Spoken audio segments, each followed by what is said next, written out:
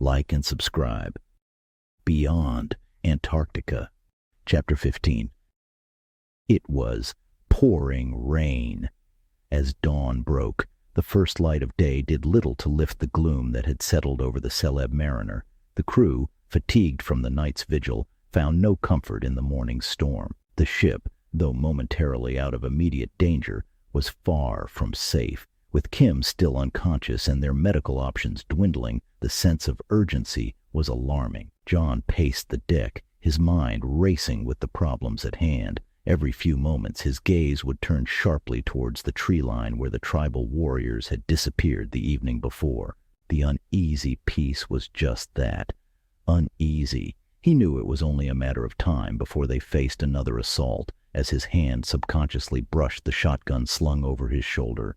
Below deck, Tony and a small team worked feverishly to fortify their position. They converted dining tables into barricades and covered blankets in fire retardant. Every so often, Tony would steal a glance towards the med bay, his worry for Kim gnawing at him. The crew's resilience was being tested to its limits. In the engine room, Todd's voice echoed, tinged with frustration. "I need more time," he barked over the comm system. The engine's repair was critical, but every tick of the clock was a reminder that time was a luxury they could not afford.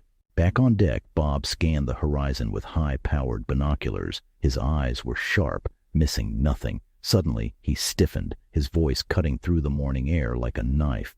"Movement at the tree line," he shouted. All hands on deck perked up, readying for what might come next. John joined Bob, squinting into the distance. As the shadows among the trees seemed to stir, he made a decision. With a churn of his stomach, "Prepare to repel boarders," he commanded. The suspense built as the crew waited, each member poised for action. The calm before the storm was almost worse than the storm itself, as the first war cry pierced the air, followed by the splash of paddles in water. The crew of the Celeb Mariner braced themselves. Each moment felt like an eternity. The space between heartbeats stretched thin. As the first canoe emerged into view, "The unwelcome guests have arrived," John said.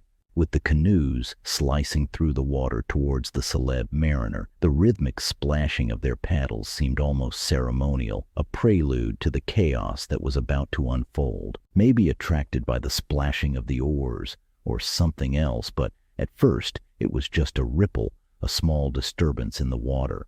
A single flying fish, its scales glinting in the faint light, it launched itself into the air with a startling ferocity.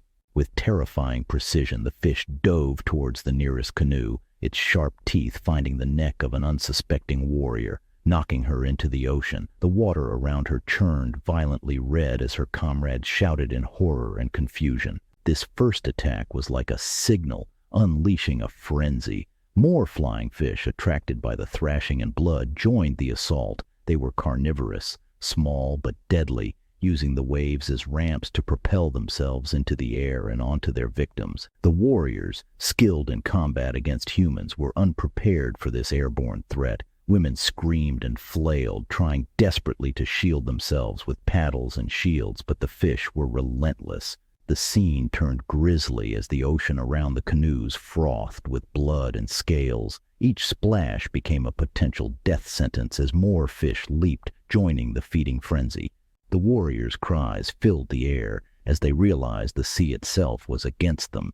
In the chaos, only 3 canoes managed to reach the Celeb Mariner. Many warriors, overcome by fear or pulled under by the weight of the marauding fish, the rest turned back, paddling frantically towards the shore. As the surviving warriors clambered onto the ship, their numbers drastically reduced. They were met with a ship braced for battle. The crew of the Celeb Mariner stood ready, their own fears masked by the necessity to defend their floating sanctuary. 30 tribal warriors climbed aboard the Celeb Mariner and formed a shield wall. John, determined, emptied his shotgun into the advancing shield wall. The blasts echoed across the deck, but the warriors pressed on undeterred, their disciplined formation unbroken. The deck became a brutal battleground. 2 crew members fell immediately, overwhelmed by the relentless charge. In a desperate bid for escape, another crewman leaped overboard, only to be met by the sharp teeth of the carnivorous fish. his screams quickly silenced by the churning blood-red waters. Tony, realizing the gravity of their situation, drew his pistol and aimed low, firing at the legs of the warriors to disrupt their advance. Each shot found its mark, sowing momentary chaos within the ranks as the shield wall faltered. His gun clicked empty just as the warriors regrouped, their eyes burning with a fierce fire. The crew, seizing the opportunity, charged the warriors from behind. Makeshift blades flashed in the morning light as they struck, felling 6 warriors before the remaining shielded themselves and formed into a turtle-like formation. The deck was slick with blood and sea spray, the air filled with the harsh cries of battle. Encircled and with nowhere to retreat, the warriors' fierce determination became even more pronounced. They advanced rhythmically towards John, who stood his ground. Just then, Bob, with a roar of defiance, charged headlong into the shield wall. His impact was like a cannonball, sending warriors crashing against the ship's rails. 6 lost their footing and plunged into the waters below. The remaining warriors burst from their formation in retaliation. One of them tripped Bob with her spear, and as he fell, 3 others poised their weapons for the killing blow. Bob, sitting up, faced them with a fierce yell, refusing to cower. Just then, the air was split by the sound of gunfire. 3 rapid shots from John, who had switched to slugs. Each slug found its mark, instantly dropping the warriors threatening Bob. The tide of battle shifted in an instant as the remaining warriors hesitated, their numbers dwindling rapidly under the coordinated defense of the crew. The deck of the Celeb Mariner was a scene of carnage. As the smoke cleared and the last of the warriors fell, silence descended, a stark contrast to the chaos that had just unfolded. The crew stood panting, surrounded by the aftermath of their desperate defense, knowing that the fight for their lives was over, but the scars of the battle would endure. John ordered a thorough search of the vessel. It was Todd who discovered a wounded tribal warrior hiding amidst the cargo. Fueled by adrenaline and anger, he dragged her across the deck by her hair, his intentions clear. But just as he reached the railing to throw the woman into the sea, a shout from Tony halted him in his tracks. "Wait, we're not murderers, Todd." Tony's voice cut through the chaos, a sharp reminder of their humanity. Todd paused, his grip loosening slightly, the warrior's pained gasps filling the air. "Don't let your anger turn you into what you're not," Tony added, his voice intense. Breathing heavily, Todd nodded slowly, the fury in his eyes dimming. "Yeah, you're right," he admitted, pulling the warrior back from the edge. They took her to John, who initially considered sending her back to shore as a gesture of goodwill towards the remaining tribal members.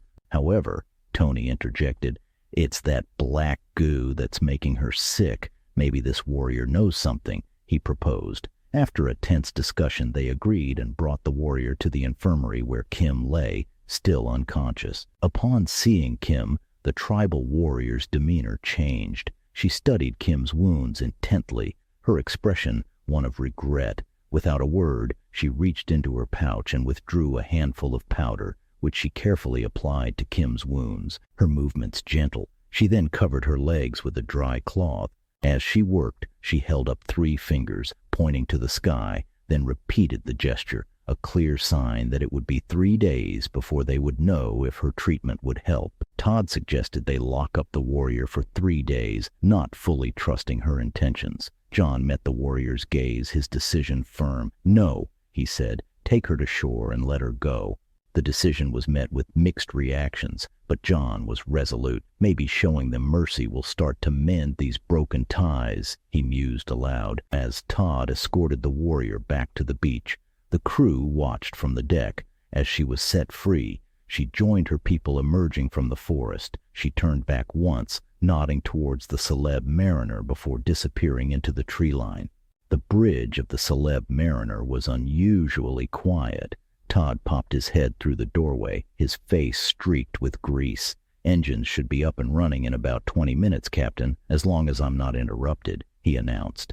John chuckled, patting Todd on the shoulder. "Well, I can't promise that, but do your best." As Todd disappeared, John stepped onto the bridge. Bick followed, 2 cups of coffee in hand. He offered one to Bob, who was manning the helm. "Sorry, John, thought you was in the med bay," Bick said.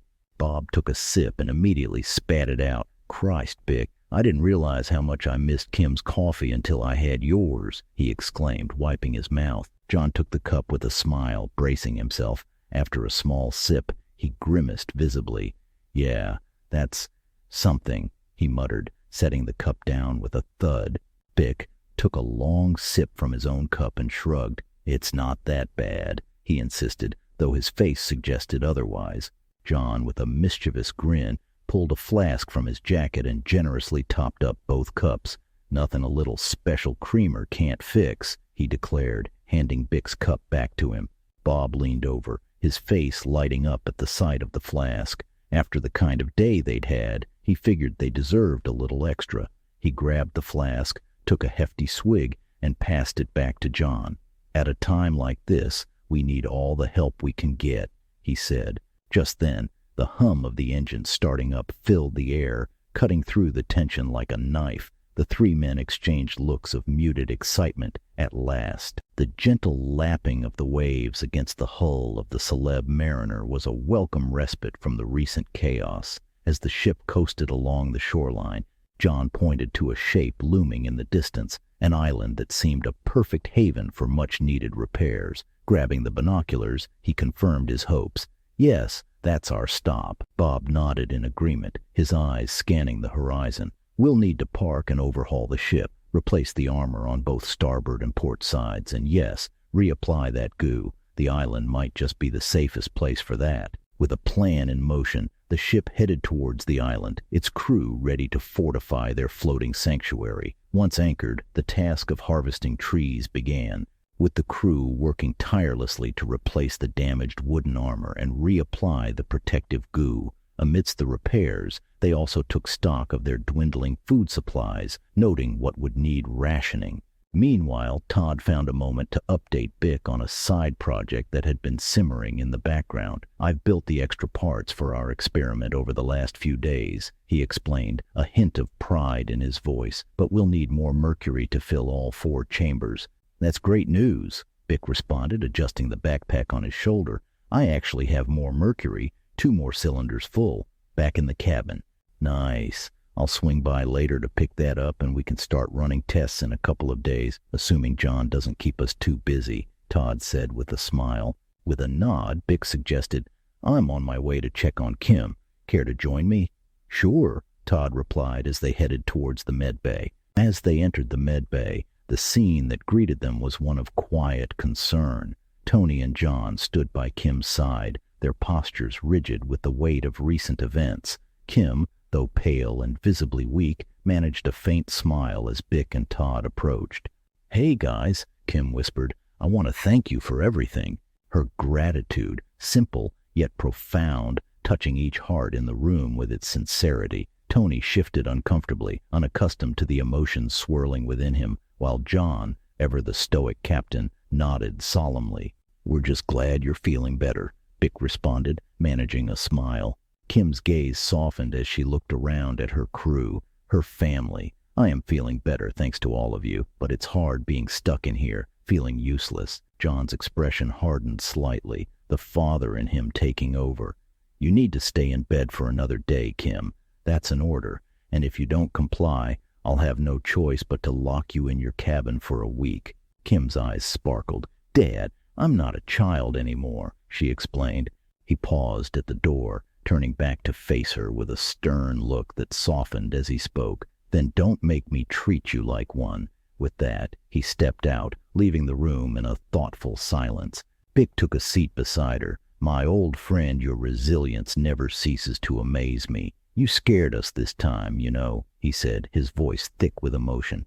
"I know," Kim replied, reaching out to squeeze his hand, "but I heard you were all incredible out there. Thank you for fighting, for keeping hope alive when I couldn't." Todd, standing a bit awkwardly to the side, added, "We're a team, Kim. We always have been, and we always will be." With that, Todd and Bick left the room. Tony lingered a moment longer, his eyes conveying words he couldn't quite speak. With a myriad of emotions flirting across his face, he reached out, his hands trembling slightly. The moment seemed to stretch. Slowly, Tony pulled his hoodie off his head, revealing a vulnerability seldom seen by the crew. He leaned in close, and with a gentle reverence he kissed Kim on the cheek. A single tear traced a path down his face, a silent witness to his residual fear. Kim looked up into his eyes. "I know, Tony," she whispered. "You don't need to speak. Thank you." Tony nodded, his actions speaking louder than words ever could. He pulled his hoodie back over his head. With a bashful expression briefly crossing his face, he lowered his gaze and quietly left the room. This is not goodbye, nor the end. Until the story continues, my friends. B.N.Rocker.